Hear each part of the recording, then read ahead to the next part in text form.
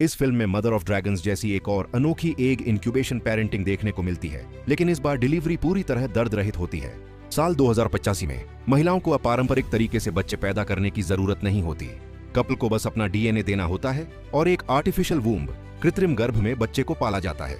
Doctor जांच पूरी करने के बाद माता पिता स्क्रीन पर बच्चे के जन्म की पूरी प्रक्रिया देख सकते हैं। इसी दौरान जब एक नई जिंदगी इस दुनिया में आने वाली होती है, तभी नर्स अचानक एक थर्मस निकालती है।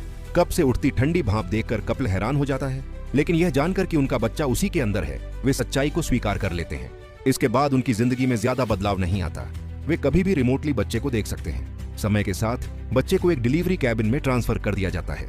कपल हेडफोन पहनते हैं और पहली बार बच्चे की दिल की धड़कन सुनते हैं, जिससे वे बेहद भावुक और खुश हो जाते हैं। अंगूठे के आकार के बच्चे को देखकर उनके दिल उम्मीद से भर जाते हैं। घर लौटकर वे बच्चे के कमरे को सजाने लगते हैं। कुछ समय बाद जब वे आराम करने वाले होते हैं तो उन्हें लगता है कि बेडरूम में डिलीवरी कैबिन रखना थोड़ा असहज है। पति उसे लिविंग रूम में ले जाने की कोशिश करता है और लगभग गिरा ही देता है। इसी बीच रात में लिविंग रूम से अलार्म बजने लगता है। दोनों दौड़कर जाते हैं और पता चलता है कि वे न्यूट्रिएंट सॉल्यूशन भरना भूल गए थे। इसके बाद बच्चे की देखभाल की जिम्मेदारी पति संभालता है। जल्द ही स्टोरेज पीरियड खत्म हो जाता है और बच्चे के जन्म का समय आ जाता है। अब कपल को डिलीवरी कैबिन वापस बर्थिंग सेंटर में जमा करनी होती है और बच्चे के आने का इंतजार करना होता है। लेकिन घर लौटने के बाद उन्हें लगता है जैसे कुछ खो गया हो। अगले दिन वे फिर से बर्थिंग सेंटर जाते हैं।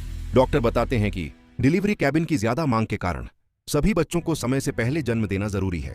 डॉक्टर कॉन्ट्रैक्ट दिखाते हैं जिसमें लिखा होता है कि बच्चे को नियमित चेकअप के लिए बार बार सेंटर लाना होगा।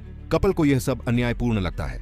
पति इससे बेहद नाराज हो जाता है और मौका देखकर डिलीवरी कैबिन चुरा लेता है। बर्थिंग सेंटर के नियंत्रण से बचने के लिए कपल स्पीड बोट से शहर छोड़ देता है और प्रकृति से भरी एक जगह की ओर निकल पड़ता है। वे चाहते हैं कि उनका बच्चा सबसे प्राकृतिक तरीके से जन्म ले और वे एक नई सरल जिंदगी जी सकें। लेकिन अचानक उसी दिन डिलीवरी कैबिन का सिग्नल कट हो जाता है।